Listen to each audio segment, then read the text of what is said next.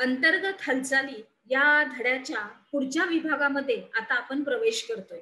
चला तर मग ह्याच्यामध्ये आता कृती आहे की कृती क्रमांक 2. तर पातळ कागदाची एक लांब पट्टी घ्यायची आहे आणि त्या पट्टीचं एक टोक उजव्या हातात धरायचंय आणि दुसरं टोक डाव्या हातात धरायचंय आणि दोन्ही या पट्टींची जी एकमेकांच्या विरुद्ध दिशेने ही पट्टीची दोन्ही टोकं ओढायची. मग ह्या कागदाच्या पट्टीवर ह्याचा काय परिणाम होतोय त्याचं निरीक्षण करायचंय. पुढे बघूया. आता आपण केलं ही कृती जेव्हा केली तेव्हा दोन्ही हातांनी आपण त्या पट्टीच्या दोन्ही टोकांना धरून विरुद्ध दिशेने ओढल्या गेल्यामुळं ताण निर्माण झाला आणि अशाच प्रकारे भूकवचात जेव्हा भू हालचाली विरुद्ध दिशेने होतात तेव्हा ताणच निर्माण होतो आणि मग भूकवचाला तडे पडतात. त्याच्यानंतर गटपर्वत या अंतर्गत हालचालीमुळं क्षितिज समांतर आणि एकमेकांपासून दूर जाणाऱ्या या ऊर्जा लहरी निर्माण होतात. मग अशा वेळी खडकांवर ताण निर्माण होतो. काय होतो? ताण निर्माण होतो आणि मग त्यामुळं खडकांना तडे पडतात आणि हे तडे विभंग म्हणून ओळखले जातात.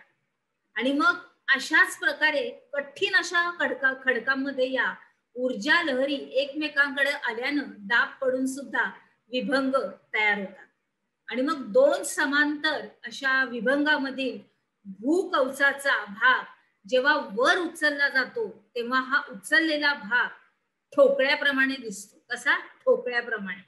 आकृती क्रमांक 2.9 पहा. बघा इथं दिसतंय सगळं कसा तो वरती गेला बघा. आणि मग भूभाग गटपर्वत म्हणून ओळखला जातो आणि मग गटपर्वताचा माथा हा सपाट असतो. त्यावर सुरुवातीच्या काळामध्ये शिखर ही नसतात. मग त्याचे उतार हे तीव्र असतात. उदाहरणार्थ युरोपमधील ब्लॅक फॉरेस्ट पर्वत. कोणता? ब्लॅक फॉरेस्ट पर्वत. आणि भारतातील मेघालयाचं पठार. बघा डाव्या हाताला पण आपण हे सगळं काही व्यवस्थित बघतोय. एक चित्र पण गटपर्वत कसा तयार होतो आणि खाली आपल्या पर्वताचं चित्रच आहे. मेघालय पठार यातला हा एक भागाचा हा छायाचित्र. बरोबर. पुढे जाऊया. आता करून पाहायचंय परत की 3 समान आकाराच्या वह्या घ्यायच्या. टेबलाच्या वर 2-3 सेंटीमीटर अंतर ठेवून ह्या घट्ट धरायच्या. आता आतल्या बाजूच्या 2 वह्या ह्या किंचित दूर करायच्या तशा आणि मग काय होतं त्याचं निरीक्षण तुम्हाला करायचंय.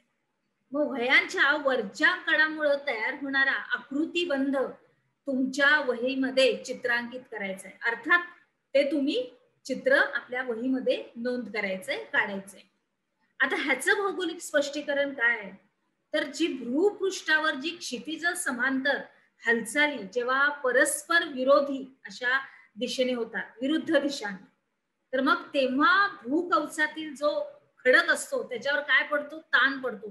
किती खेचणार त्याला? खेचणार, मग त्याच्यावर ताण पडतो आणि मग परिणामी काय होतं? दोन्ही बाजूचं खडक बाजूला सरकतात आणि खडकाच्या थराची सलगता राहत नाही, म्हणजे मधला भाग सुट्टा होतो. आलं लक्षात? बरोबर. पुढे जाऊया. आता आपण काय शिकलो? गटपर्वत आणि वली पर्वत याची तुम्हाला फरक स्पष्ट लिहायचा आहे आपल्या वहीमध्ये. चला तर पुढे बघूया.